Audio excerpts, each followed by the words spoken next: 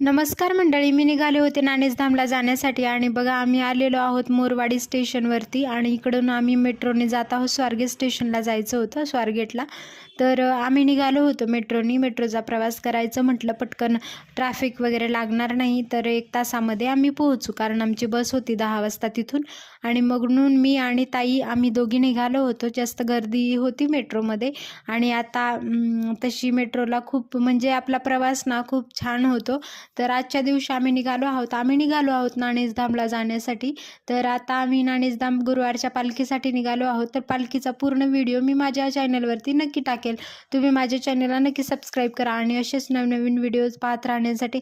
आता इथून आम्ही मेट्रोने स्वारगेट स्टेशनवरती आलो होतो आणि इथून आपल्याला वरती जावं लागतं एस्केलेटरवरती. कारण ग्राउंड फ्लोअरवरती म्हणजे 2-3 फ्लोअर खाली आपण येत असतो मेट्रोने. तर आता आपल्याला इथून वरती जावं लागतं. अशा प्रकारे आम्हाला 2-3 वेळा एस्केलेटरवरती जावं लागेल. तर इकडून जाण्यासाठी पायऱ्यांची सुद्धा व्यवस्था असते, पण म्हटलं की आपण खूप दिवसानंतर एस्केलेटरनी जाऊयात. कारण कसं असतं, गावाकडची जी मंडळी असतात किंवा आम्ही खूपदा असं गेलेलो नाही आहे. आता आम्ही प्रत्येक वेळेस मेट्रोचा प्रवास करतो तेव्हा माहिती झाले, पण आधी आम्ही खूप घाबरायचो इथे जाण्यासाठी. आणि मग अशा प्रकारे आम्ही पोहोचलो होतो. अजून आपल्याला दोनदा तरी वरती जावं लागतं आणि मग आपण बाहेर आल्यानंतर चेकआउट करताना आपल्याला तिकीट जे असतं ना ते करावं लागतं आणि मगच ते आपल्याला बाहेर जाऊ देतात.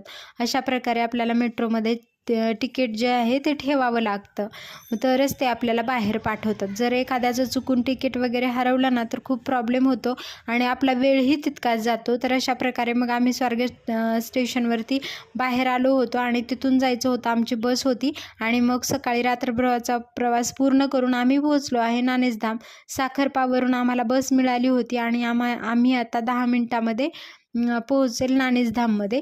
तर आम्ही आज गुरुवारच्या पालखीला निघालो आहोत. खूप छान वातावरण होतं आणि बघा हा आहे आपला जुना मठ. जुन्या मठाच्या इकडे आम्ही आलेलो आहोत. तर दर्शनाचा जो व्हिडिओ आहे तुम्ही माझ्या चॅनलवरती पूर्ण व्हिडिओ नक्कीच टाकेल.